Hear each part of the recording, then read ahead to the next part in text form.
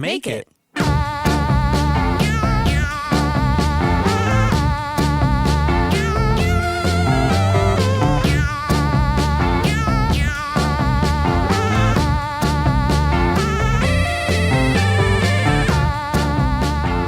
Hey Kristen, how you doing? Doing pretty good. It's raining out. It is You can today. see a little bit. I'm going to point. In this day of filming the My- intro. What day of the week? It's Monday, right? Monday, the first rain we had in a while. We had a little drizzle a few weeks back, but it's been since I think June. Yeah, it's been quite the summer. The fire is raging in the valley just outside your father's place. So we're Mhm. sending the good vibes down there that everyone's okay.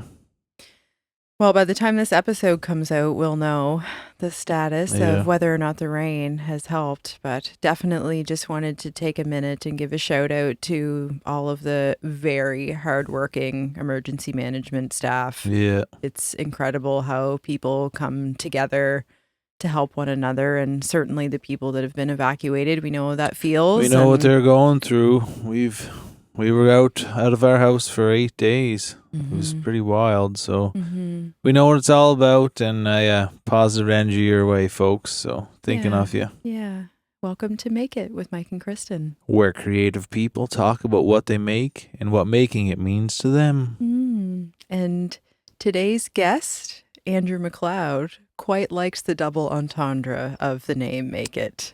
He's very fond of our name. He's very fond of us because he's a friend. He's not fond of his former band names, we learned, or he kind of pokes fun at them. which- And current one, too. Yeah.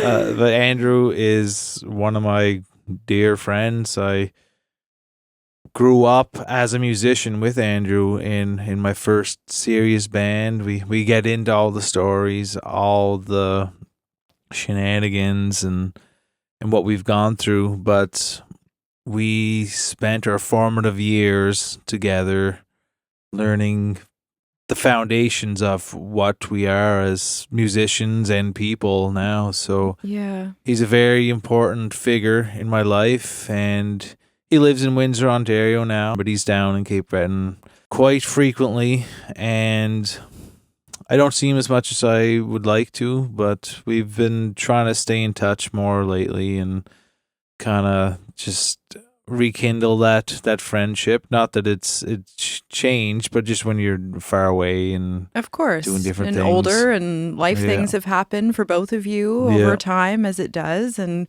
when you have a friend that you've known that long, it's rare, first and foremost, and very special that you still have that. But you both have lived a lifetime, really. yeah, So 42 years. Yeah, there you go. I feel like, I know you didn't have a long time together, like maybe 24 hours or whatever Yeah. it ended up being, but I feel like had we placed a recorder at any moment in that full day, it could have been the podcast Yeah. episode. And that's just how you are when you're together. But Andrew has this really great balance of funny storytelling and high energy, and the two of you together, of course, could go on for days Yeah. of those memories. But he's also really, really smart and thoughtful, and has that side of him too that I think came out in this interview, like such a cool balance of who he is and his personality. He's someone who, of all the people I know, and part of it's because we've known each other so long and we've spent these formative years together, but really understands who I am, and we can get to the core of each other pretty quickly. And we did that through the time he was here, and through old stories, through laughs, through future ideas, and Yeah. all the things that come up when old friends get together. And yeah, Andrew's kind of a force of nature, and he's a big personality, and a he's big human. big human. He's bigger than me. Big hair. The only person in the world bigger than me. Yeah, this was one of the only pictures that we took with me in between. I think we did that with Kyle McKenna, who was also very tall, and maybe Matt Mays. 'Cause Yeah. those are the only ones that were just your size and stature.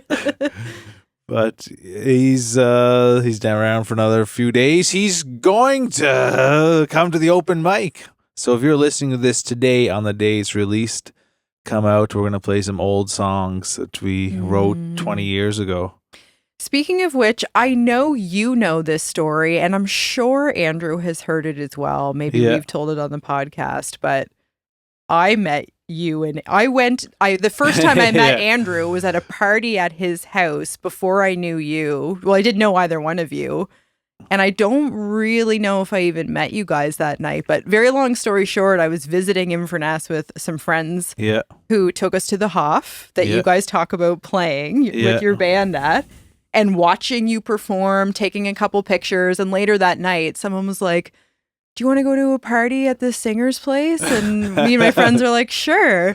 So I remember being in his house and all the books on the wall and you guys kind of sitting around partying. And anyway, I think I peed on his front lawn, actually. Good for you. Yeah. Sorry, buddy. Well, that's a story in our book, actually, where when we were on our first date, you had a pile of pictures, and you're like, oh, yeah, I was in Inverness once, and going through the pictures, like, that's me, I'm on stage, you took a picture of me. So that was sort of serendipitous. That was pretty cool, yeah. You had evidence of it, and picture off my old band, and but that's a pretty good story. You've always talked about Andrew as your close friend and someone who's influenced your music and your life. And I know he comes from a long line of creatives and intellects, which we reference, of course. But just, it was really special to watch the two of you together and to hang out with an old friend for me too, really. And that's how the chat feels, I think, is just like hanging out with an old friend. Yeah, Andrew MacLeod, singer, songwriter, member of the band Years of Ernest, teacher in Windsor, Ontario. Basketball coach. And good friend. So this one is a fun episode. A lot of good stories in there. A lot of deep thoughts too. So that's kind of sums up what he's all about. So let's have a listen. Here we go. Make it. That's all it takes is moving the camera up 2 inches. Audio's rolling. Yes, we all look 25 again. Yeah. Take away all that abuse just with a little. Just a little. Don't worry, I'll put a filter on to make everyone look beautiful. Perfect. Mm-hmm. Perfect. How nice we can filter our lives now. Yeah. We're not really into that kind of thing. I don't think so. No, I don't think. It's actually your greatest fear from what we've been talking about. The changes that technology will bring on. Yeah. Is that what you guys caught up on last night, or have you run the gamut of lifetime? We covered a fair bit, but our fear of robots taking over our lives was that dominated. Well, it would come up and then resurface again, and then after I gave a lengthy explanation and very detailed and accurate description of quantum physics. What do you mean by inaccurate? No, and accurate. Oh, and accurate. It would never be. Well, actually, I said. Well, we did run into one problem. One little snag. Mike was explaining quantum physics and mechanics to me, and then his phone timed out, so we had to stop. Well, I have a timer on my phone, so after I'm on all my social media, any apps, if I'm on for more than an hour a day, like not an hour each, an hour combined, I have it set to just say you're locked out. You're done. So what app were you on? I was just using Google. I was just Googled what is quantum physics. And I was reading it to him, and then I was halfway through, and it didn't make any sense to either of us because we're stupid musicians. But I thought the plant thing was cool though. I was getting to when I read that last line, if I got to it, it would have sunk in completely. But the phone, I hit the limit. So close. Yeah. So were there any takeaways, Andrew? Maybe you'll take this back to your own classroom. There was a thing about plants. Wait, we don't need to talk about quantum physics. Yeah, that's all you need to say. Like, plants. Something about plants and light. No. So you were most famous for being. There's a random dog in our yard. I just saw its tail go by. George, get on your toes, buddy. George, he'll bring his raccoon pack with him. He'll George be will just fine. George, I've got raccoon friends too, so like trash panda friends. Yeah. I admire Those George's are the acceptance. tough ones. Yeah. We found a pile of orangish hair a few weeks back. I'm like, oh, George got beat up, but then we realized it wasn't his hair; it was dog hair. So the dog came after George, and George gave it to him. So We all fuck around. And So what's find Andrew out. most famous for? I'm Yes, curious yes. where the rest of this thought was I was going. interested Yeah, too, tell me. like, singing, performing, and writing in the band Billy Slick. That's what you're known yes. worldwide Now as. I remember. Yes, Mike is known for yes. taking shirts and cutting them like 3/4 off the fabric and being like, I have a muscle shirt now. Well, it became an exercise shirt. Sleeveless. I'm a big fan of the sleeveless shirt too, and I made these shorts. This is something you guys have in common, cutting off pants. The knees eventually start to wear That's out. exactly how it You're happens. resourceful.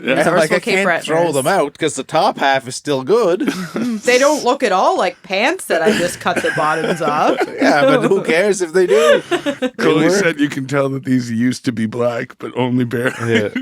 Well, before we get too carried away, we have to go. What's the significance of Billy's Flick? The both of you Billy's should Flick. tell this. Jeez. Tell your birth story here of Billy's Flick is the kind of our origin story. It is Not as friends. We were friends before that, but as musicians, as adults, as people learning about the world of just probably largely to blame or to credit for why we are for everything here still. Yeah. Well, what's the doing this. significance of the name? Why Billy's Flick? It's so foolish. Yeah, we won't tell the story of the actual name. So much so we don't even get the story. It's so- Okay, all right. It's so foolish that it's not. Okay. It is born of teenage brains. Yeah. The memories of Billy's Flick are long lasting more than the origin story of the name. We were talking about this outside. Like, I've been a musician now for over 20, almost 25 years of my life. Yeah.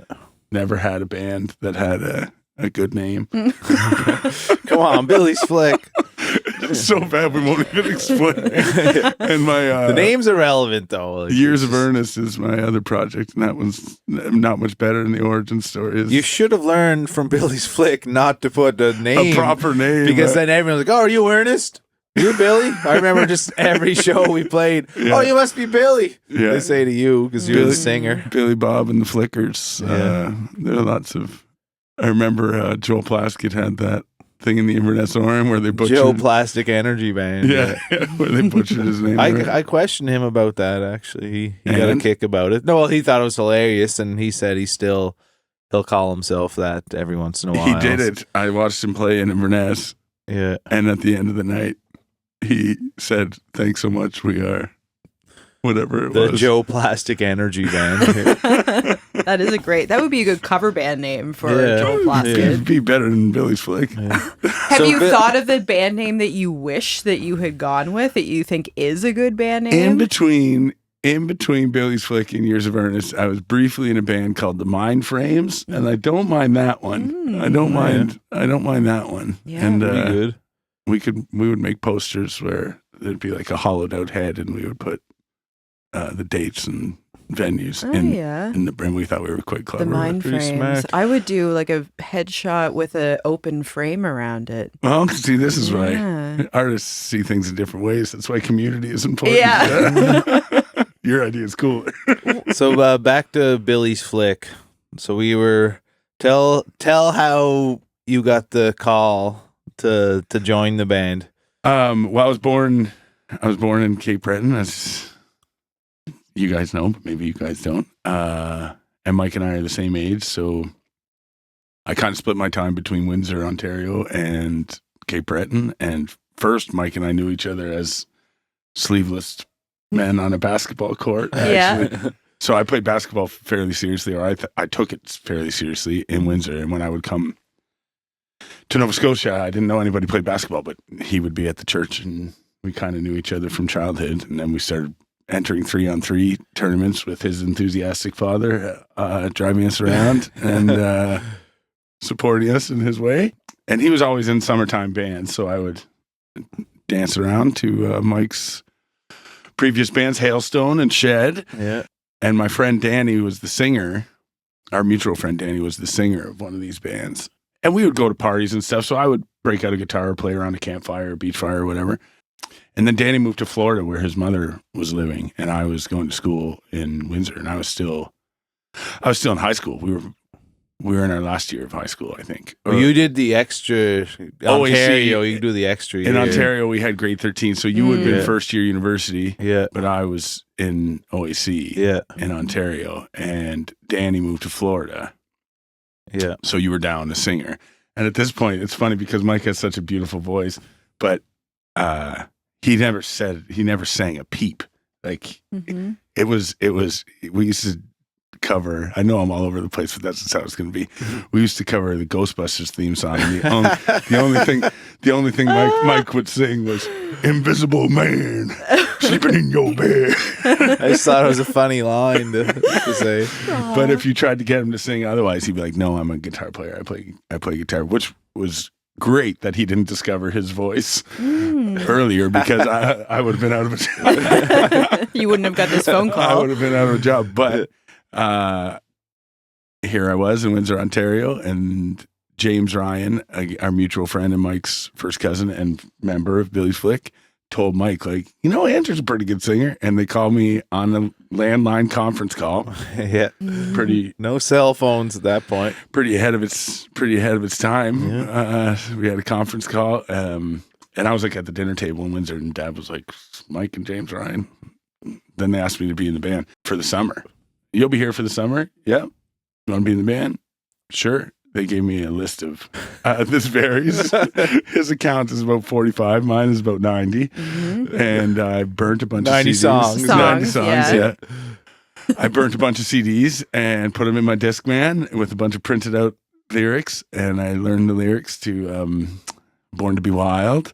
And was this meant to be your audition? Like, learn these? Oh no, there's no audition. I was you were in. You got the gig. I was in. Yeah. So the learning of this many songs was so that you could come back and perform. We had them a all? date booked. We had a show. Okay. Yeah. At the Hoff in Inverness, like not that far away. Like we had never played together. We had never sat down in a room together. So it was kind of daunting to come in, even though they were my friends. Some were closer than that. Mike and James were my very, very close friends.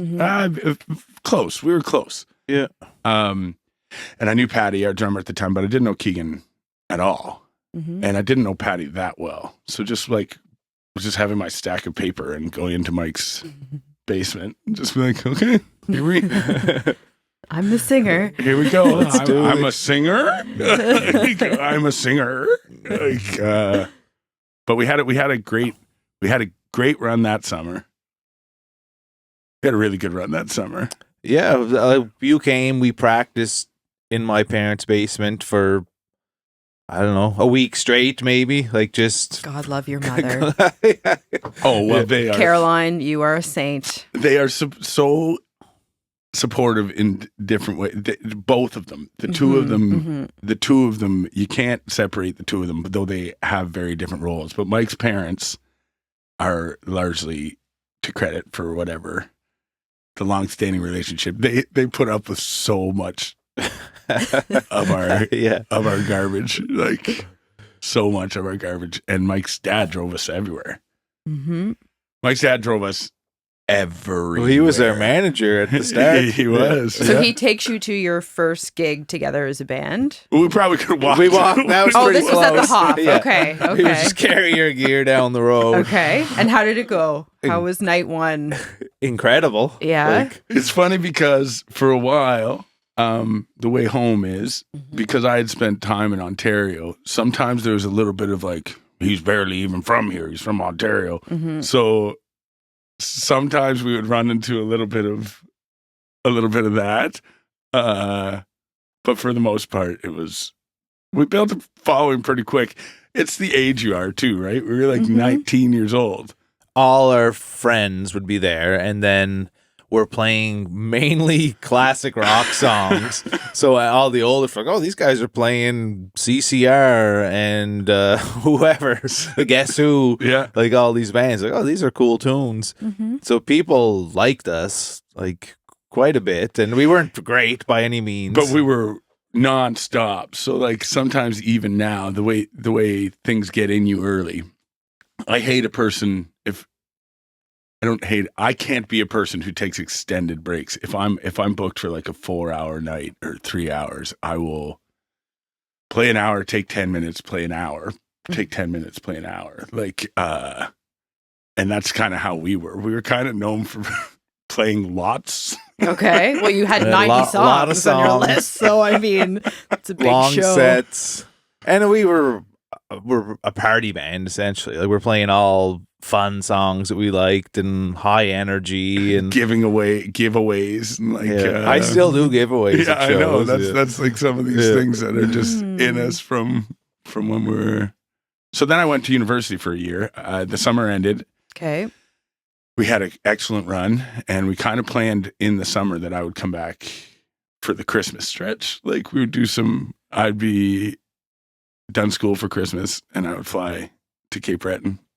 Dougie would I pick think me. it was we had a New Year's Eve show We did. at the Hoff. And then we were coming through a snowstorm, and flights were delayed, and Dougie picked me up in my Cogma, which is about 40 minutes from Inverness. That went great. I flew back. I felt so cool. I remember feeling so cool. Like, Rockstar I'm like, treatment. I right? got to fly out. Right. Sorry, guys. Can't be at You your tell as many people as possible. Can't be at your New Year's Eve party. Yeah. I got to fly to a I gig. got a flight to catch so I can sing Mustang Sally. Yeah. We never did Mustang Sally. We did. Secret Agent Man. Yeah. That only made it once too, I think. What was the show you wore your dad's suit to? Oh, many. Oh, okay. we had costumes regularly. Oh, okay. So- This is a so regular thing, not a we special dressed up occasion. as all the characters from the movie Warriors. Oh. As you were. We did a Warriors. toga party We once. had a toga party. Okay. The suits, which you see a lot of young bands doing, the suits were a thing when we would run out of ideas. But yeah, we had a toga night. We dressed as the characters from the Warriors. I remember we played Hot in Here. It's getting hot in here. Yeah. I don't even know how we used to play a song like that. Like, I would have. You just be doing some funk like around it. And like, I think we had togas on and we like We stripped stripped off. off. Like, Wow. Yes, we did. like Yes, not naked or anything, but like it was like. I have a little I bit don't of secondhand embarrassment, but I know you were young. Oh, Oh. it's No, it's adorable. In the moment, like it's a just total joke. It's not like we think we're cool doing it. And everyone in this bar, like the song was popular at the time, and like it was hot. It was like 45 degrees in the bar. It's like it made sense in the moment. in kind of order thing. to handle the embarrassment, we would need so many sets of hands to, Yeah. to pass down. But a lot of it is like that is where it starts. And like Mike's working on a project about those years, and we're still Yeah. here. And every time I talk to Mike about that project that he's working on, he's just trying to like really capture what it was like to be that energized and that naive and that stupid and that brave and that Yeah. all of it, like just like that, confident in general. just every Mhm. move we made was with our full hearts. Like Yes. we were just It's a beautiful combination. And I know when Mike and I first met, like that was still, well, it was more fresh than it is now, of course, with the passing of time. But I still got it. it very much was You sure do, a buddy. turning point in your life, I Yeah. would say. That Yeah. you had this realization of, wait a minute, we have something special here. At least it felt that way. Yeah. And you both decided to make a go at this. Well, that was that the second summer was like that's when we really started to write songs. okay. Like we're coming up with some pretty decent songs that we were proud of, and we'd play in front of the audience, and we'd play whatever Superstition by Stevie Wonder, one of our songs, and then a CCR song, and the energy kept up. Like people are still dancing to our song. Like people like what we're doing here. Yeah. And And- were you exclusively writing, Andrew, or were you co-writing at that time? I wasn't playing guitar in that band, so Mike and I always worked together in that regard. And sometimes I'd be like, "Oh, go here," okay. or he would say, "Oh, put this in." You know, like we were writing together, Mhm. which kind of solidified our bond in an extra Mhm. way. We were a full team. But I remember that second summer, Mike and I were university students, and the idea of telling our parents that we were going to drop out of school was like terrifying. My father was a university professor. My mom and one of the most accomplished authors in world The history. world. he's a better dad than all of that too. He was a better dad than more accomplished as a father than all of that. If I What didn't a know sweet one thing. stat like Alistair's accomplishments and just like going to hang out, have dinner, and that, like, I would never think he was like someone who achieved the success because he was just a nice man, like asking questions to me about what I'm up to. What are you doing? Like, how's your life going? And how's the band? And just being a super kind, generous, courteous man. He had a pace to him that I really admire, and it's unlike me. Like, he just had such a pace about him that was just like measured and patient and slow. And like I don't think he ever, I know we're all over the place, I don't think he ever lost focus on what he was going to do. So I'm the youngest of 7 children. Academia was very important to them, but that summer had gone so well For you as a band. for us as a and band. it took us, we didn't know like right away, like, oh, we're gonna do this. It was at the very end of the summer after we had like kind of a monumental show. It's probably about this time of year. Yeah, we played a show in Port Hood at the arena. And I remember going back to the show was amazing, 3 sets, 1,000 people dancing, loving it. And we went back to the dressing room after the last song of the night. Then we could hear this low rumble out there, like, what's that sound? Yeah, and they're chanting our names. And we were like sitting like on hockey benches in like a community arena, and we are dead, like sweating through our costumes.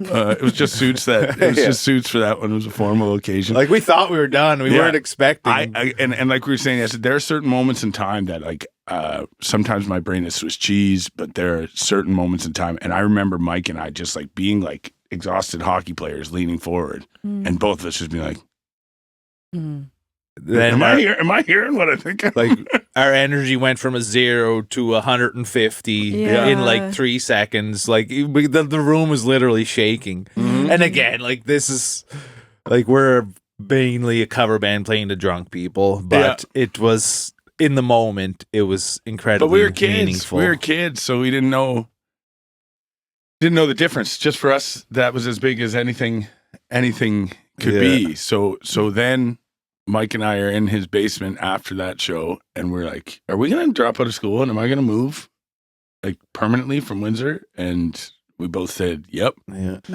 We cracked a beer, drank it pretty quick. And then the next day I told my dad that I was dropping out of school and not going back with them. And he had a newspaper in front of his face, and he was intimidating, but kind of in the way he was patient and measured. Sometimes the silence was scarier than anything. So like he had his paper in front of, he was reading the newspaper, and I told him, I'm not going back with you guys. I'm dropping out of school, and I'm staying and doing this. And he held the paper for like longer than I would have liked. And then he folded the paper. And I'm like, this is going to be like old school dog training or like something like, and then he just kind of said something along the lines of, well, a person's got to do what a person's got to do. If you feel like, go get it. Go get it. Because like so when he wrote No Great Mischief and it received all this acclaim, you remember that people were calling him the tortoise of the literary world because it took 13 years for him to write. It took 13 years for him to write his most acclaimed work.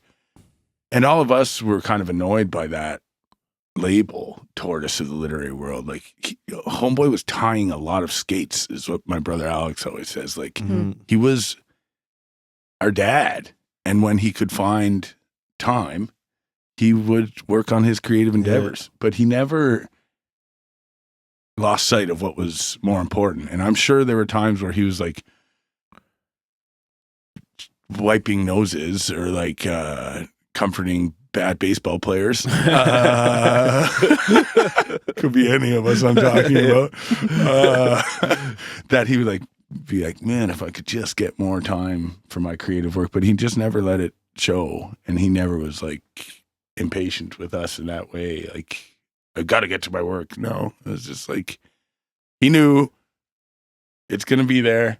I'll chip away at this thing. And so I think being around that artistic energy and having a singular focus like that was beneficial to be around. And I think in his own way, I remember when we released our first album of originals, this intellect sat and listened to every single song on that album, like just sat like he was at a poetry reading, but it was like bad teenage rock music.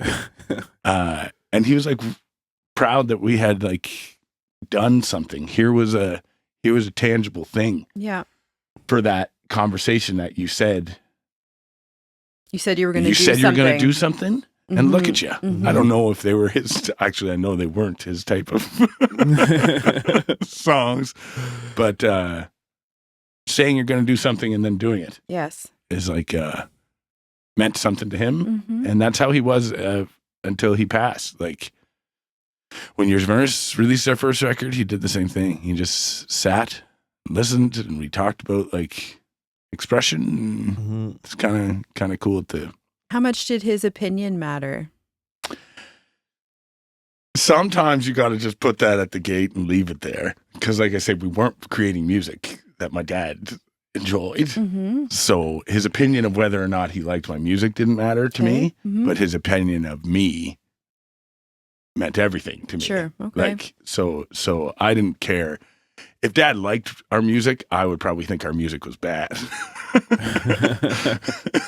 But having him acknowledge that we were doing something and that we were brave and after it, that meant everything. Yeah. That meant everything to me. He certainly knew that our bond meant more than the music we were playing, probably. Like, And Billy's flick. We make that decision to leave. We find an apartment in Halifax.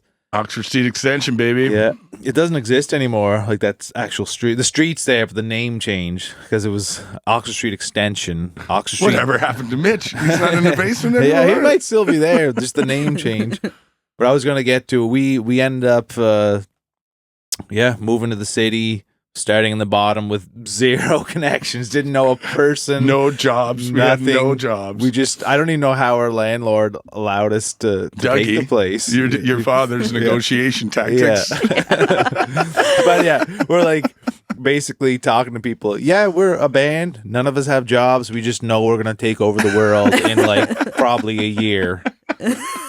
Hey, confidence goes a long way. And so this guy gave us a place to stay. We set up all the gear in my bedroom. I slept in the dining room. Is this the reptile house? No. That was the next one. But notice how quickly we both knew what you were talking about. The reptile house Not came, yet. came later. This place wasn't actually that bad. We made it bad, I guess. But it was kind of. I slept in the dining room, so I had no walls. We put sheets up, like a Star Wars sheet separated you from the living room. And then we upgraded to just a straight blue sheet to show how much we had matured. Yeah. That's like getting a new paint job, huh? The blue sheet. Yeah. Yeah, we have this We're house. not kids. Let's get rid of this Star Wars sheet. I'm trying to woo. I'm trying to sweep people off their feet over here. A blue sheet. Mike's pillow was a sheet ball when we first started dating. Oh, yeah. So They had a bunch of sheets and didn't have a pillow. So. yeah. But yeah, we were living there, all of us in the band, and we moved without a drummer. Patty stayed behind. Yeah. And so we didn't even have a drummer. We didn't even have a full band, and we move up there. That's crazy, actually. Yeah. I never really give that enough. And we just started playing open We're going to mics. take over the world without a drummer. Yeah. We're going to move to the city, tell Fine. people we're going to take over the world. Find someone who will jump on board, which we did. Big Yeah. Bruce Gillis, who Bruce still Gillis. plays music with us. Yeah.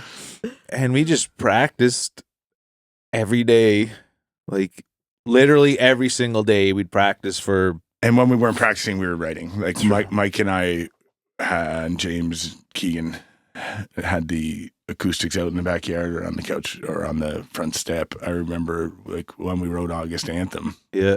That was our whatever, like that was summing up everything, the decision to do this, like our manifesto of what we were gonna do. Yeah. And we hadn't even moved into the house yet, but again, I remember us sitting on the step and writing that, like looking out to the street and saying, let's go, big fella. Yeah. Let's and we maintained that attitude for like years. Yeah. Have you read the book that Mike has written about these formative years in all of your lives? One very small thing I sent about the show we played in Spryfield on the staircase while the kids in the swimming pool are running up, dripping chlorine onto our gear. The Christmas, the lighting of the Christmas tree, and remembering and the memorial for the Montreal Massacre. And then we didn't know any of this. Like we knew it was a Christmas what a tree strange lighting. Simultaneous event. So we have the first song we're playing in the night is Sex Machine by James Brown. And this woman comes on stage and we're just, I don't know, we're playing a Christmas tree lighting. We're going to play a fun song to open it. And she's like, and now to light this Christmas tree and remember the however many lives lost in the Montreal Massacre, a local rock band. And you're like, going to get up and do my thing. Moving. Yeah, Grooving. Yeah, get up.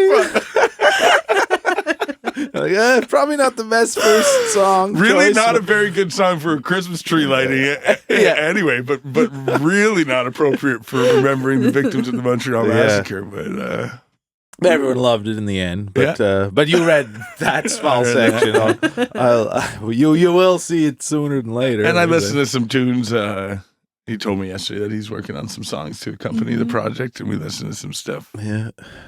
There are endless stories, really, to be shared of this time in your lives. And the thing is, like, with these stories, there are stories. That's what we experienced as that band, that young band, trying to go over things. And every single band, every artist, everyone who takes a leap has these stories as well. Different than ours, but they have their stories. And what I'm trying to capture is, these are our stories. You have your own. We all have these. Like, this is what happens in life when you pursue something. People come into your life, interesting characters. It's just what happens when you go for something. And I think that people will start to think about what they experience. Like, oh yeah, maybe I do have a bunch of funny stories or fun ones or just amazing people that have come into my life. And it's about the band, but it's also about youth, I would say, these stories. Like, whether or not you were also pursuing a creative endeavor, everyone can relate to the energy of being 20 and the world is your oyster and you have so much confidence. And like that we were talking about this morning, how there's like a little bit of that you miss, that risk-taking factor. Just, I remember the night we moved into our apartment. I don't know if you remember this, Andrew, but before Mitch the Wombat lived downstairs, there was some... I remember. Some girls who were probably 10 years older than us. Yeah. And they were having a party. Like the day we moved in. Yeah, like we moved in. It was late when we got there for some reason. I don't know why, but I think we drove up from Cape Breton. And we were like, let's go to the party. So we like basically walked through our house into theirs with our demo CD that we recorded like a week earlier. In Shetty Camp, And we just like, they had a CD player playing music. Hey, put on our demo. Like, I couldn't imagine doing that now. Like, and we had no furniture yet. We had like nothing. We just like walked in. There was a party going and then down. we forced these people at their own party to play our demo. Like, listen how fucking good we are. So arrogant. And they didn't like it. Like, it was. Did that sense of confidence start to fade at some point, or was it like, has it just shifted because you've grown older? Like, talk about that. I don't think it was like, it sounds really arrogant in that way, but it was more just like we were proud of it and we were like, oh, this is awesome. We got to have people here. We weren't like, look at us, we're fucking badasses. It was more, you believed in yourselves as you have to. And I think like even like when we were talking about how I'm kind of embarrassed about how much I like the title of your podcast. Like, It's pretty good. the making it is in the making it, right? Like, so like just create and you've already kind of made it, or is there something else that makes you make it? But it has to start by making it. You have to do a thing, and you have to believe. First, you have to believe in yourself enough to lower the barriers of self-doubt and imposter syndrome and all of that. You have to get over so much within yourself to create a thing that I'm proud of those kids, like, for like believing in what they had made, you know, like that's the long-standing thing, I think. Like, it's a shame that youth is wasted on the young, you know, like, because sometimes you just don't know any better. And now, if we had that energy and if we had that confidence without the self-doubt of being like, we weren't arrogant. No one thought that we were like acting like we were hot shit because I had a Star Wars sheet. We had nothing but powdered potatoes. We had nothing. We had nothing. And all we had was this belief in what we had created. And the belief in what we created is still, we're still talking about it with a certain type of energy as 42-year-old men instead of the 19-year-old kids who started it. So that's pretty cool, man. Like, if art is supposed to stand the test of time, or if you measure the success of art by its ability to stand the test of time, then the art is in the friendships, the art is in the stories, the art is in the confidence of those kids, and like the art is everywhere around that, you know? Like, it's not just a shitty demo. It's like all of those things are artistic, you know? Like, I think that's pretty cool. And it truly set the foundation for our lives. Yeah. If we don't do that, like Mike and I have been, and Bruce, and to a lesser degree, but some degree, James and Keegan as well, like, we're still doing it. Like, Mike and I and Bruce are actively creating new ideas all the time. And I don't think we're still running off the wind that was in those sails, but everything starts there. Otherwise, I wouldn't have traveled a lot of the country in that shitty van, knowing what it's like to be part of a team in that way, like all of those things. And I think, like, when we're talking earlier about like whether my next creative project will be a Years of Ernest project or whether it'll be Andrew MacLeod, my bandmates would be supportive of either of those things. But I think just what I struggle with in saying I'm Andrew MacLeod is that I've always identified as like the rebounder, or like one member of a collective. You like the team aspect. So even though we all had shitty band names, I don't want to separate myself from my teammates, because I think that will hurt the identity of the project, which is at its best when it's a collective. Like, you can create art by yourself, but when you share it with other people, that's when it really comes to life. So I think the hesitancy I have is just like, I've never really been alone. Although I create mostly, it's something that I haven't quite wrapped. Are you more, is it an uncertainty about this is who I am as an artist, or do you feel that in some way it's uncomfortable to put your name in your name alone? Yeah, I mean, I don't know. I think that's what I struggle with. I've never really put a project out that was anything other than acoustic demos. That was just like Andrew MacLeod. Anytime I put something out and I think it sounds good, it's part of a unit. Yeah. And even if I'm writing the songs, I like the shared element of leaning on each other, and I think that's where it started too. Like, we just leaned on each other, and Lee says sometimes, my guitar player in Years of Ernest always talks about Forrest and Bubba Gump. I guess Bubba's not a Gump, but Forrest Gump and Bubba leaning on each other in the rain, and they say, like, we just lean back on each other, and that way we keep both of our heads out of the mud. Yeah. Like, I like that idea, I guess. Like, I think you can still have that, though, with a project that is your name or anyone's individual name. Yeah. It's just, I think it's a almost barrier. I think it's a barrier I have to get Yeah, that's just more a marketing thing, really. Like it's Yeah. I don't think it has to change any particular dynamic. It can if you want it to. Even but if I doesn't don't have want to. it to, I think it's just like some mind.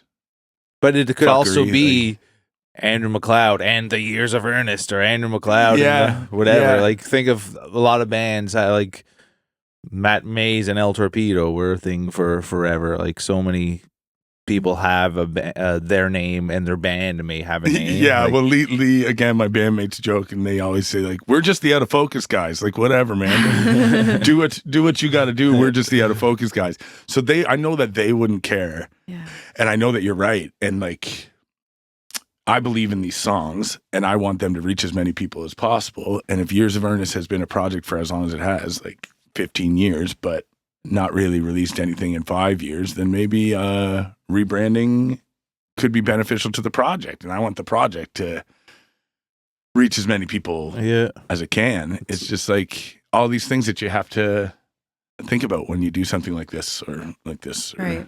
And there's no right or wrong way. Like that's the good thing in the end. The rebranding does give it a little extra life, as me and Kristen can attest to with what we've just gone through. Mm-hmm. But it's not not everyone has to rebrand. Like it's just a personal choice, and you can do whatever you want. Well, your creative outlet has tons of decisions like that surrounding it. Yeah. Like, I'm going to wear my Billy's Flick cutoff sleeve today. Mm-hmm. Mm-hmm. I was this is every day that I started telling the history thing. of Billy's Flick to get to a certain point when we started talking about your dad. Yeah.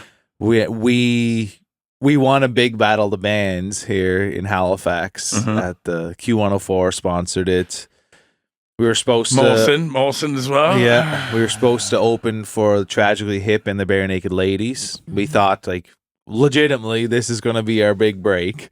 Like, this is opening for the two biggest bands in Canada on Citadel Hill. That concert ends up getting canceled. We play with the Stampeders. Nothing against the Stampeders, but they weren't the Hip or Bare Naked Ladies, and they felt bad for us. So a guy we called the Beer Fairy would just deliver like 2 cases of Molson beer to us like once a week or something. Yeah, we could just call them for a while. For a while, it was like we knew we had missed out on an opportunity, but when you're thirsty and the Beer Fairy is coming This'll by. do.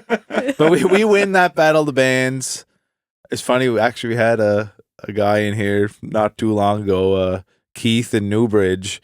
He was in that battle of the bands, and he's like, what do you guys have on the go? Like, you guys were like signed or you guys were on like a label. You guys weren't like one of us regular bands there. Like, I don't know what you mean, man. We just showed up and played. And he's like, but we all thought you guys were like, he thought we were like being pushed by a label and like it was like written in stone. Like not a fair fight? It wasn't a fair fight? Yeah, like, I don't know. We just showed up and played. Okay.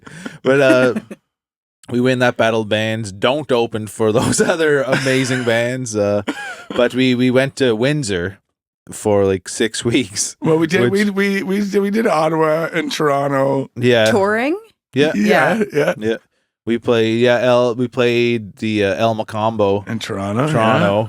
That's another funny story because I don't know if the thing about when Mike and I get together is like I do not envy the editing of this. We won't be editing much because we're it's just letting you guys do your thing. Well, there's so much foolishness and so many memories from like 3-on-3 like. If we didn't talk about art at all, and Mike and I just talked about entering a 3-on-3 tournament with his father, you could fill a whole episode. Days right? You could fill a whole episode of that. We show up in Toronto, I remember, and it's before sound check, and there's like hundreds of people in line. Like what the hell is the El Macombo's packed already? Like. They know who we are. We're already famous in Toronto. We're excited about the El Macombo too because it's like a legendary venue. The Rolling Stones have played there. Like, we had to promise James's mom Beth we were going to kiss the stage because Mick Jagger was on that stage and she loved him. But we show up and there's like hundreds of people in lineup, and we're like, "Holy shit, we're famous in Toronto, boys!" And we get in there and like do our sound check, and we ask the sound, like we're hanging out backstage or whatever, like, must be packed out there, eh? He's like, packed? There's like 3 people. Like, what do you mean? There's hundreds of people in lineup. He's like, there's a second part to the bar downstairs, and there's a punk band from Buffalo that's huge. Like, everyone went to see them. Yeah. And then we're like distraught, like, fuck, there's no one here. And the opening band, this was one of the weirdest things ever. Like, the guy was like dressed as a mummy or something, and they carried him to the stage, and they're like screaming their heads off, and they're pouring fake blood over him, and like it was, I don't know, it was the most weird. Like, they were playing, everyone in the band was playing a different song at the same time. And the 3 fans who were there like loved them, and like, oh, they're not gonna like us, you know. I remember that the girl I was dating at the time, we had come up later than everybody else, and I was going to be late for sound check. So we got, El Macomb was like right in the core of Toronto, not in the best neighborhood. And because I had a bedroom with Star Wars sheets, my standards weren't very high. So I was like, whatever, we'll get the nearest hotel to the venue, and we'll just check in, and then I got to book it to sound check. And we did, and in the middle of the night of this hotel, a pimp is like smashing on my, demanding money that I owed his employee. And my girlfriend at the time was not from a world where that should be happening. Not that anybody likes to be shaken down by a pimp, but we had just been there before sound check, and then we're just like in this shitty hotel, like just trying to get whatever sleep we can by being grossed out by everything. And then there's a whole argument outside between a girl who's saying like, he checked out. So like, I'm just standing on the other side of the door waiting for this to all unfold. The pimp. And while you are going through this, pimp trying to bust down your door, we're all puking. You got a brutal stomach We virus. all got sick, everybody else in the band, and we're sharing 2 toilets between 4 of us, and we got it coming out of both ways. Like, Bruce would run out of the bathroom and I would run in. Like, and then we had shows. So it was super glamorous during this time of your life, is what you're getting at. Yeah, it was great. But we went to Ontario again, we went to Windsor, and we lived with Alistair and Anita for 6 weeks. Oh my gosh, all of your parents were saints. Yeah, but that's when, and obviously I knew Alistair before then and been around him many times, but being there for that period of time, really just got to see him operate and see him around other people, how kind he was to people, like just at the Bridge Tavern or whatever. Yeah. He's just a guy out there, just the same as everyone else, just being kind, paying for our drinks and whatever, and putting up with our like table. My parents loved like dinner at the dinner table. So when all of us are there, that doesn't change, but the level of conversation was not at its most sophisticated. I remember this. Maybe, I don't know. You tell me if we have to cut it out or not. But no, we don't. There was a bar. Go ahead. There's a bar in Windsor called Big Dick's, and the one beside it, same owners, but Liquor Box and the Twig and Berries. Three bars. And the guy, just a little sidebar here, he was kind of a jerk, and his name was Richard. So yeah, my brother Kenneth used to call Big Dicks Little Richards all the times because he didn't like him. Yeah. But yeah, we had a gig at Big. We had a lot of dates booked, but we were trying to fill any day because we would play every single day. If you told us we're going to play every single day in Windsor for 6 weeks, we would. So we had booked dates that I just cold called from Halifax. All of our dates, just cold calls, just like, hi, we're coming, and we have jean jacket vests. Would you like to book us? I remember we're sitting around the dinner table, like beautiful dinner that your mom made. We were trying to fill a date, so there was some up in the air. Yeah, and Anita's, I'll say, she's pretty proper, like very proper, pretty church, serious, church lady, serious mama. Yeah. and we were sitting around just having conversation, and she turned to Andrew like, Andrew, did you get big dicks yet? She didn't even say dicks. Yeah, She said she didn't even say apostrophe S. She said, Andrew, did you get big dick yet? And we're all around. like, Oh, no. Everybody is trying, and we don't have the control of middle-aged people you see before. Right, the as I'm demure weeping. that you're exuding now in your life. Yes, exactly. We're not quite as refined as the men you see before you today. Right.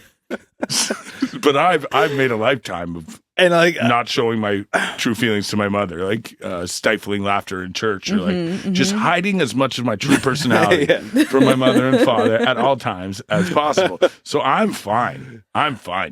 No, didn't get big dick yet, Mom. The boys on the other hand, Keegan, who was probably less of a clown than the rest of us, he was the one who was struggling. He could not rein it in.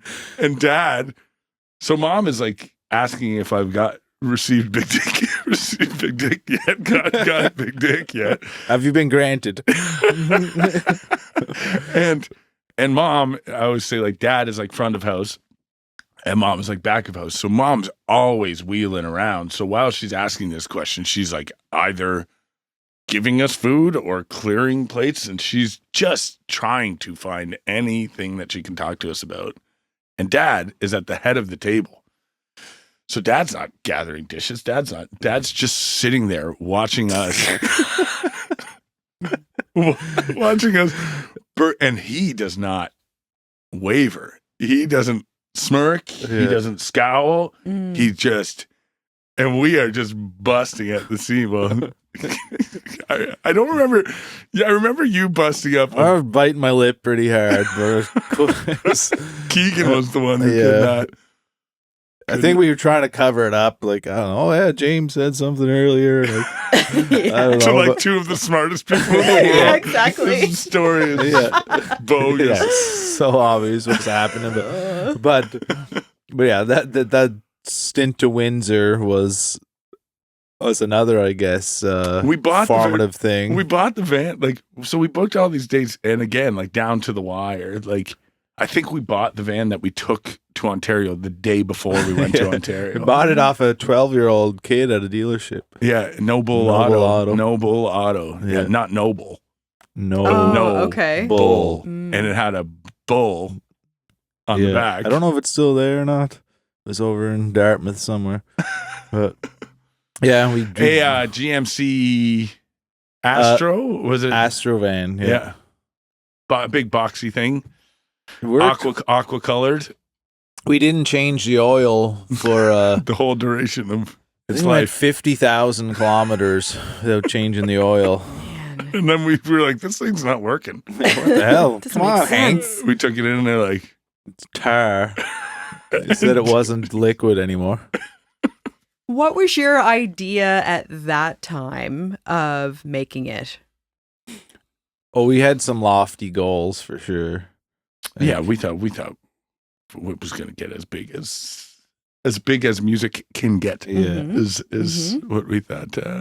Like, we had everything we were doing was on our own. We didn't have. Well, I guess my dad was helping. He didn't know anything about the music industry, so it's not like it was a foot into it. It was just a guy trying to help his son and his friends. But we didn't know anyone or have any ins or any help, really. Tony Ronald's someone we met. He helped us in ways, but yeah, I feel like if that band with that energy, we met someone who was like a manager who could have like reined us in and helped us do things in a proper way, I feel like we could have had a lot more success than we did. Yeah. Well, it sounds like you had a great deal of success, not just in the industry, but I think the fact that you're both still friends and you're sitting here recollecting stories, like, that's a huge deal. Not everybody has that. And we're not just friends either, right? Like, we are collaborators still. There's nothing that I or Mike would release that we would not care what the other thought of. And last night we're making plans to unite the clans and like create again together. So like we are of course the friendship, but like we are still collaborators. We are still musical partners. We are still like.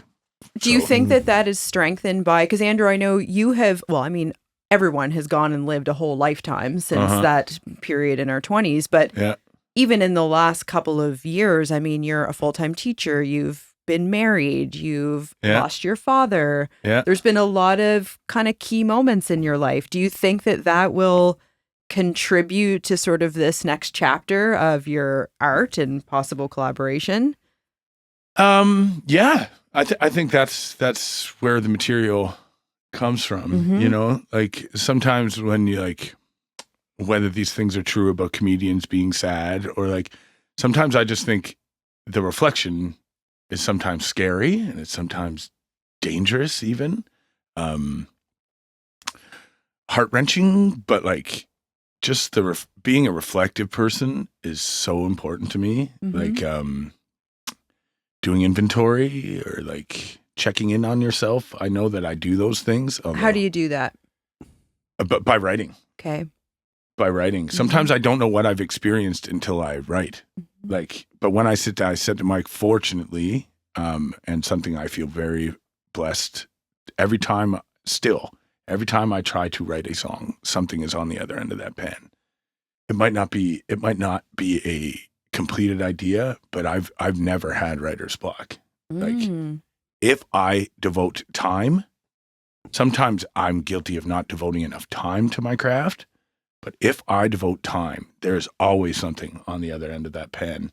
And usually it is very therapeutic for me to like process. So when I was saying that, I think what I like most about being a songwriter is that phases of my life are chronicled for me to revisit, or for other people who may not even be here yet may want insight into some element of their uncle or potential father or whatever, old friend. I like that all that stuff is there. And sometimes I don't know what's happened to me until I reread something. So when I found that note in that book earlier, before we started recording, I was like, what is this?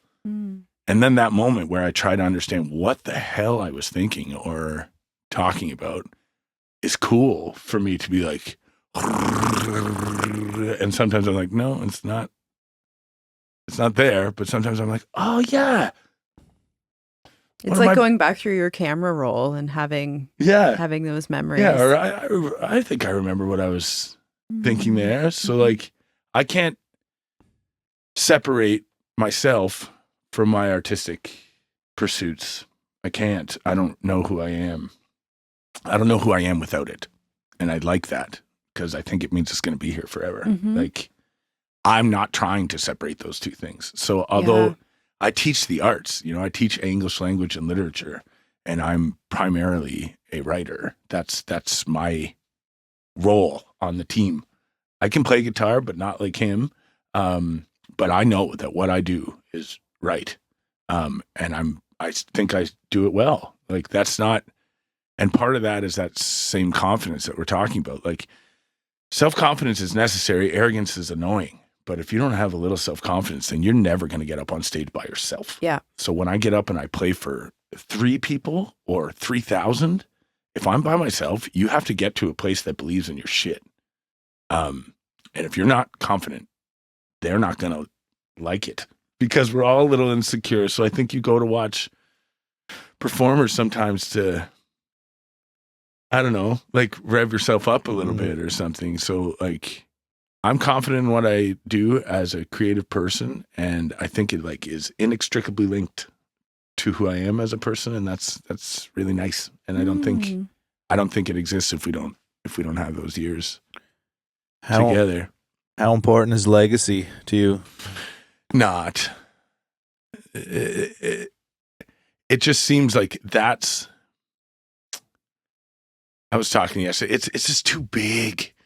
The idea is too big for me to wrap my head around. So I prefer like the tend to the garden you can touch idea, like make hay while the sun shines, whatever you want to, however you want to phrase it.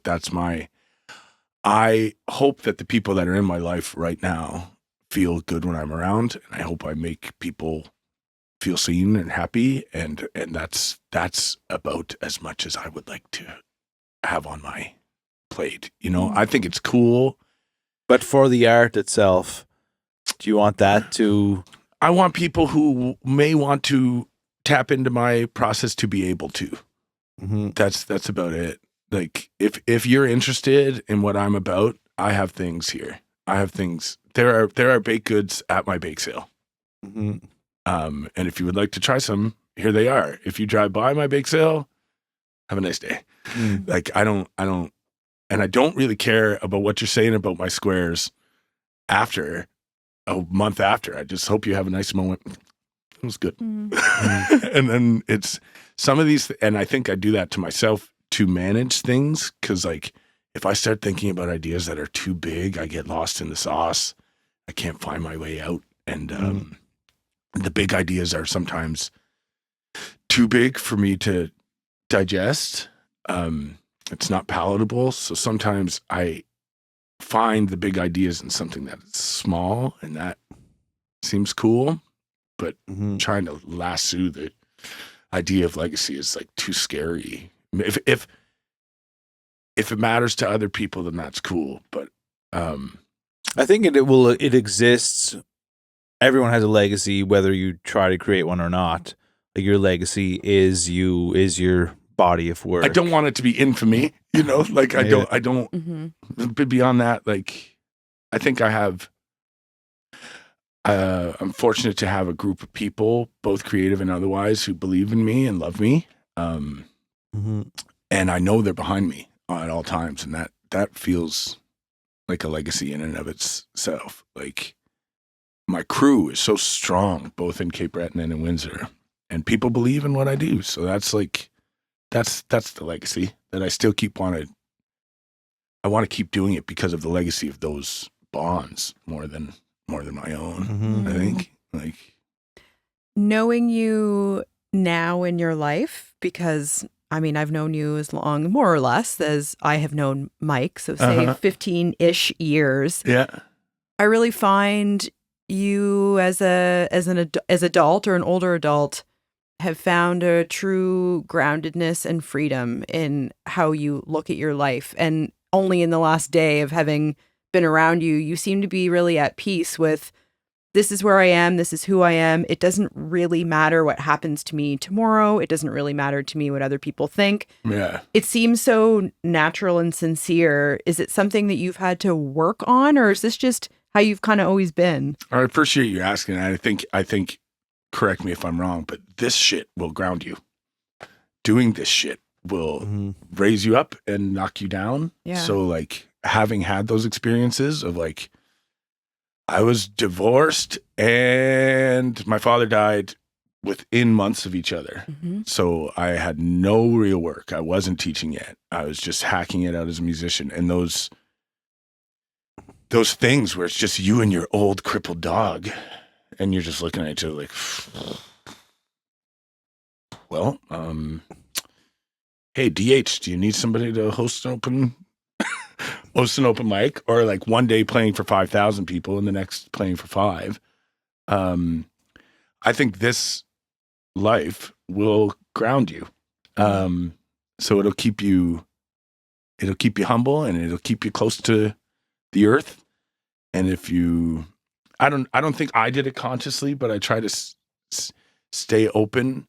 There's this Martha Graham quote. Our friend Sheena Boucher is a tremendous step dancer. I would say the best in Eastern Canada.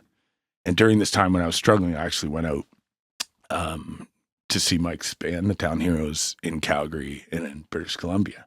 Just because I did not have the money, and my credit score still suffers from that show. Sorry about that,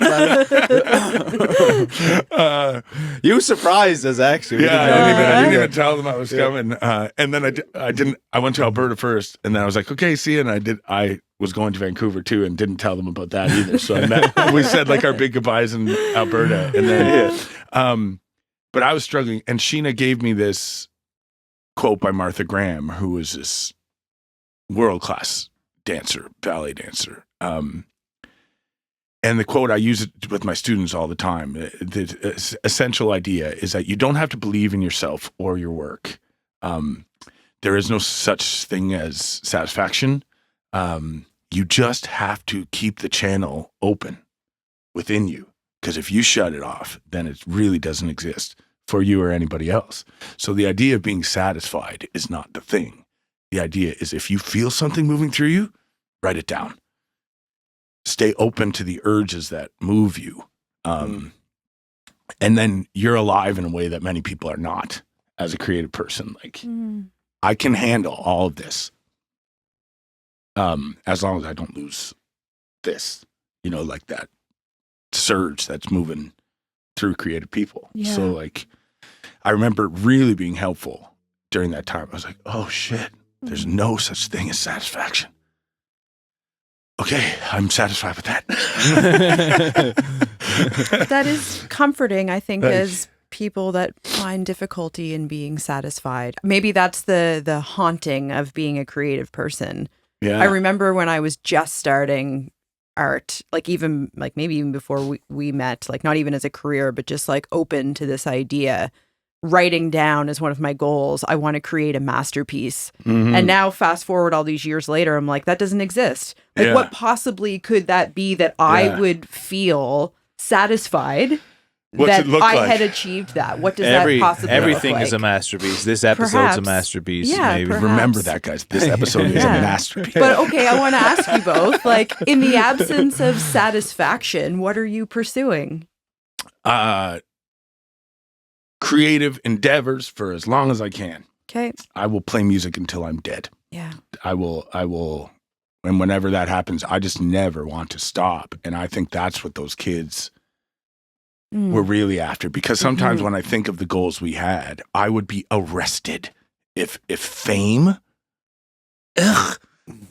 Chloe always says, like, you'd be one of those guys getting arrested for like kicking the shit out of the paparazzi. I'd be like, yes, I would. I would be. The fame would be short lived because I would be in jail with the invasion of my space and my privacy and my individuality. Like, I don't like being encroached upon. And I think because I have this team of people who I love, I don't always love unfamiliar people acting overly familiar with me.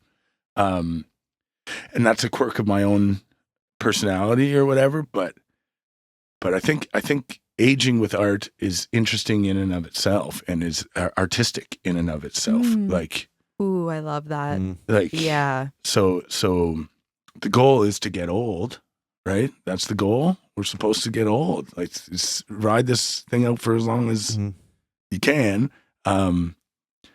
Enjoy it for as long as you can. And for me, create as often as you can to get there's a lot of noise. There's a lot of noise in the world. But as long as I can touch grass, get grounded, see an artistic thing, then I'm happy. I don't wish for this life I don't wish for us to have been more successful.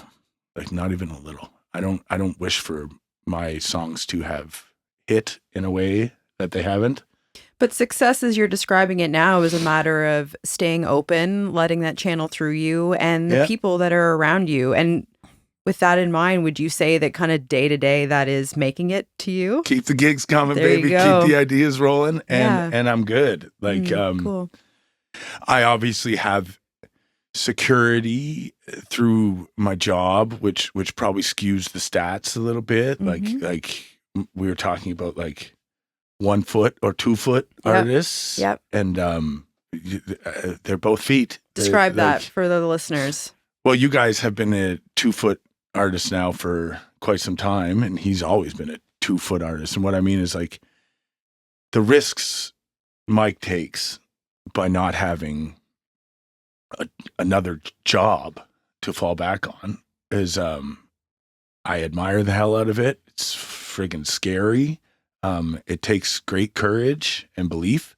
And you got to treat it kind of like you have to have discipline in a way that I don't have or need to have with my creative endeavors. So I'm a 1 foot artist these days. I got 1 foot in the real world, even though I don't believe that, and one foot in the creative space. Yeah. So that affords me some luxuries that it doesn't afford Mike. Mm-hmm. And in other ways, like Mike's career is that of a 2-foot artist who's given his whole self to it, and the benefits and reviews and response shows that, like giving your whole self to something is scary. Like, but there's nothing wrong with I'm just glad to have a foot in that space, but how much of your life you're willing to commit strictly to that is not for the faint of, being a 2-foot artist is not for the faint of heart. It's some real shit out here. Like you said, we only have 2 feet, so if you have one in, you're still in it pretty good. Yeah. And like, I don't think I would be able to have a foot in the world of academia if I wasn't a creative person. So I'm a better teacher because I'm a creator, And you're teaching art as well, really. Sure. So for sure. So, and writing, right? So like, that is my main thing as a musician is my pencil. What are your observations of youth and creativity being exposed to this every day? I love the youngins. They give me great hope. Mm-hmm. Probably because even if it's misdirected, I just admire the energy of youth. Mm-hmm. I like being around forward-thinking people, and kids have no choice but to be forward-thinking. They have so much, if they're lucky enough to be in good health and all those things, of course. But just the dreams, the aspirations of young people is like good for me to be around. Because I think some people our age, they tend to get jaded or think that life has passed them by, and it hasn't. But I think it's natural for people to feel like that. But I think the kids are all right, and they know they're doing it for themselves. So we don't need to worry about them that much. Let them be. Let them be, and they will like touch grass. We were talking about that. That's I can't keep up with what they're saying half the time. But sometimes, like I heard 2 kids who were talking about being depressed and being on their phones too much, and another girl just said, "Touch grass, girl. Touch grass, girl." I was like, "What does that mean?" So like, get outside, put your phone down, literally put your feet in the grass. Yeah. I'm like, it's great advice. You guys are fine, man. Touch grass. It's like, oh, so simple. That's cool. Good. I like that this is what they're exchanging. Yeah, but they know, like, if I ask my kids, how many of you hate your cell phones? 90% of the class will raise their hands. I've heard studies that a lot of kids are like, if everybody else would also agree that we hate this and I could be off it, but they don't like the idea of exclusion as no teenager. That's your whole thing is like being part of something. Maybe they're every trying human, to build strength where they can. I think the youngins, they know what as a generation what the struggles are, and they're trying to find a way to shake off the struggles. And kids are fine, man. The kids are fine. 3-on-3. Are you still playing basketball? Obviously, as you can tell, Mike and I continue. You need a third, maybe, but you play. Kristen's a provincial champ. Yeah, I'm the height thing. I don't know. Well, maybe I can like slide under the legs or something. We got that covered. We're both 6'4". It's like I coach basketball. I'm still around the game, but right on. The old recovery time is I played a game at Easter, and I pulled my Achilles tendon, and it's still recovering. So yeah, it's pretty slow. I after COVID, I was trying to fight the fat a little bit, and I was playing a lot, but like outside on concrete. Yeah, and I broke my wrist and elbow. So then I couldn't play guitar. Oh, So that was no. kind of That's one thing about basketball. I'm always like, intentionally didn't play for years because I didn't want to sprain a finger. Or I've had something. dislocations and like a broken wrist when you play guitar is pretty bad for business. Yeah. and for my mental well-being, I think so. I think I realized after I heard that in the game, like I probably shouldn't be playing any games, but I can still Shoot. go out and play 96 basketball. 96 for 100. Yeah, 96 for 100 with a very good defender on me. Yeah. And he was invisible, but Yeah. But he was 6'9". Maybe Yeah. we'll My get a mind. little one-on-one clip for promo or something here.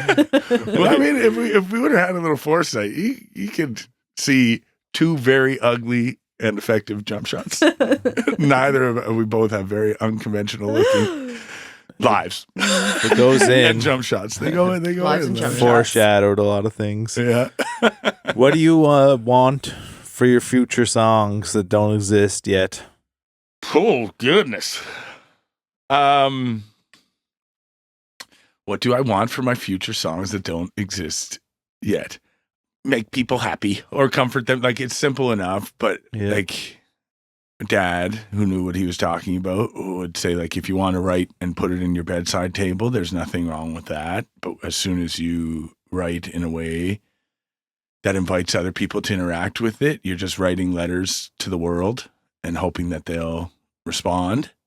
So although I am saying that, like, fame doesn't matter to me and acclaim and legacy, it is a communicative act to put your art out there. And my wife is a lovely artist, and she just doesn't want to put it out that way, which is kind of, sometimes I want her to communicate with the world, and then sometimes I feel like, I get this all for myself, like all of these beautiful expressions that she doesn't want to share with the world, and it makes her art just as valuable as mine.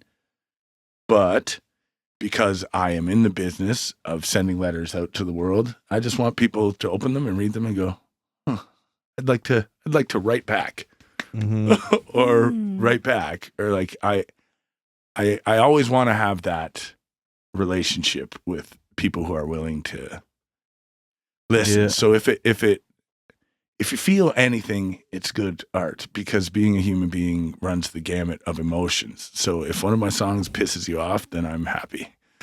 And as long as it hits some emotion. As long as it hits some emotion. So I guess I just want to keep sending letters out and receiving reactions in response. Yeah. I would love for a letter to reach a lot of people. I would like one of those letters to make contact with a lot of people if it would be beneficial to them and to share in that moment. Like, there's nothing like playing in front of people and having them connect. Just for me and managing my own expectations and my own life as a creative person, I can't make it all about them. But there's nothing like that feeling of being in a thing together, like some musicians don't like sports, but for me, I think of the Detroit Tigers. Detroit is on the border of Windsor, and Detroit was bankrupt as a city and has struggled, and when the Tigers would win, that bankrupt city would just be flooded of people who have different political beliefs and different lives, and they're all just high-fiving, or like middle-aged men at a football match in Europe going, oh.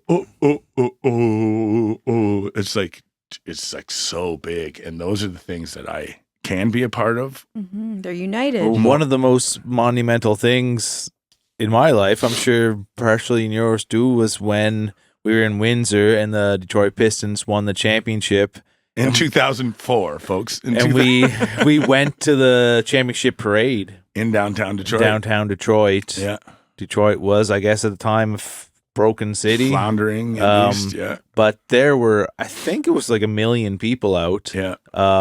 And we walked through 1 million people. Yeah. Every single person was so ecstatically happy. It was just, and every type of person you could ever imagine in your life, like just every race, every age, everything.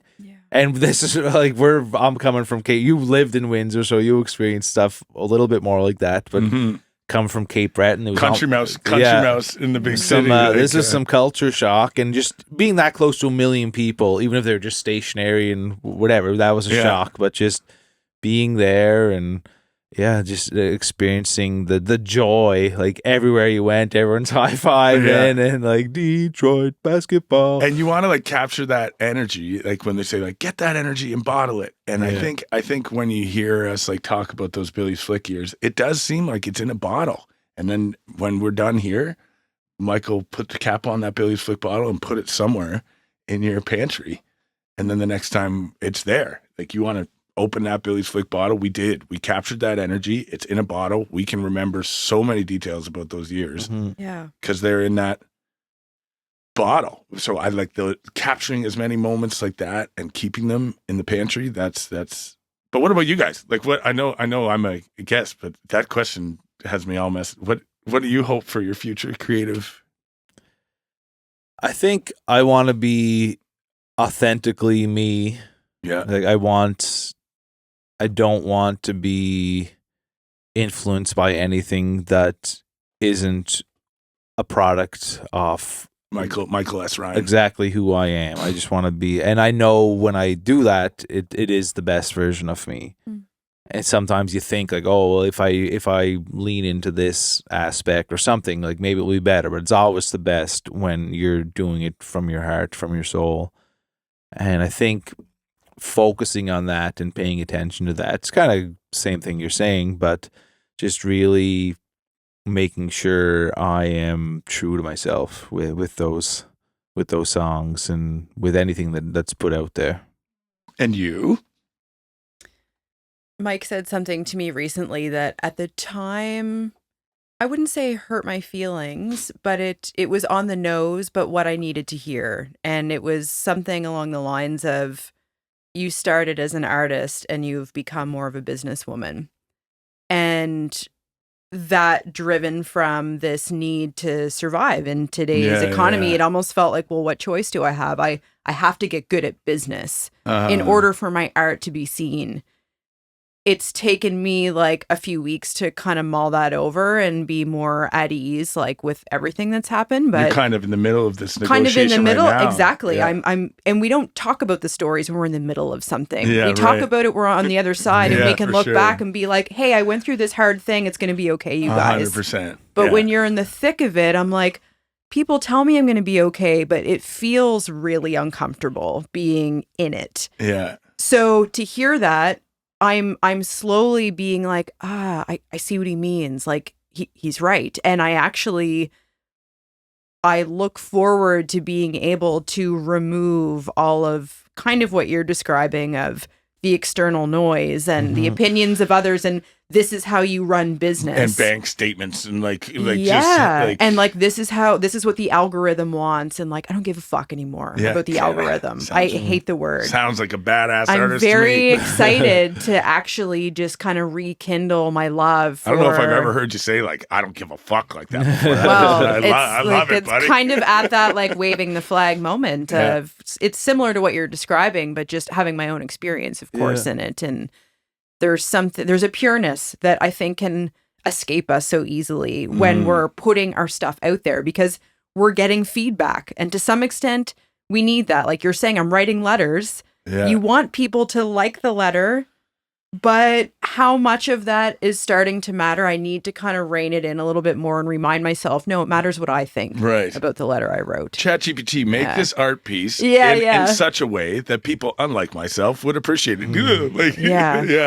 The letters have to be coming from you in order. Yeah.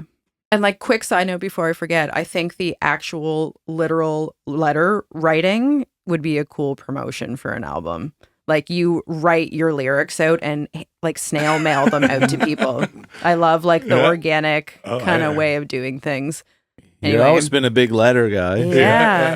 You're a writer. Like I've got handwriting that's almost as good as yours. Yes. So, You both could have been doctors. So. Speaking of pureness, but yeah. I like the idea. I like the idea. Well, we Well- could obviously sit here for hours. We have sat here for Yeah. hours. We haven't recorded I've been here everything for that we've 24 talked about, but yeah, it's been so awesome to catch up, Andrew. And I know Oh, the two well. of you have been like a house on fire, and I've kind of escaped and done my own thing and let you have time, but it's Wow. truly a joy just to continue to know you, really. Well, right back at you guys. And like I say, like, this is the making it too. Like when we just talk to each other, when I can be around like-minded creative people, my bandmates always say, like, make sure we see you in the first week after you come back from Nova Scotia, because I'm the best version of myself after conversations like this and after putting my feet in the grass. So thanks for And this- providing me. This will exist forever, this conversation, like we have good conversations every day. Just yesterday we sat around the fire, or not Yeah. the fire. No fire. No, we did not. Take backsies. Fire pit that wasn't lit. Just usually there's a fire there. But we sat out there chatting, and like an amazing conversation. Yeah. Obviously not recorded, but this is an extension of that conversation. We had no structure Just- coming into this. I No, was wondering no. how this works. And you guys are like, oh, yeah. We just chat. But having something this captured is a moment of time. Here's us we're all at this point in our life, 42, 43. And we have these experiences. We have these ideas of what life is, of who we are, who we're supposed to be. And this is just this absolute capturing of that, the little snapshot of who we are and who we are together as three people communicating. So this is out to the world. Letters to the world. Letters Right to back, the y'all. world. Right back. Yeah, love that. Well, thanks for being here, buddy. I love you guys. I'm pleasure. excited to work on the song whenever it happens in the next little bit. Mike and I made an arrangement that we're going to write one song This year. Set So, lofty goals. yeah. One song by this time next year. So Yeah. Yeah. Late August Keep an next eye out. year. Yeah, Yeah, look yeah, out, yeah. friends. it'll be under Billy's some bad Flick. band name. Yeah. With a proper name. It may be a Billy's Flick song. Why not? Gary's dumpster. We're not. If we come up with a new name, there's definitely not a No person's proper name. in No there. proper name. Yeah. Okay, thanks for listening, everyone. Awesome chat, Andrew. Cheers. Much love. Woo. Peace. Make It with Mike and Kristen is recorded and produced by Michael S. Ryan at Hot Jupiter Sounds. Intro and outro music by me as well. Cover art by Emily Rankin at Take Note Graphic Design, and photography by Candace Moore. If you cool cats want to help us out, the best way to spread the word is by telling a friend about us. Tell your mom, tell all your buds. Word of mouth is still the best way to reach people. It's free for you and helps us immensely. And if you're into it, you can like and subscribe and all that stuff too. Another way to support us is through our Patreon. We have a number of super fun tiers and perks like bonus content, handwritten postcards, creative coaching, and so much more. Find us at patreon.com/Mike and Kristen. For the makers, the dreamers, and the figuring it outers, have fun trying to make it out there, friends.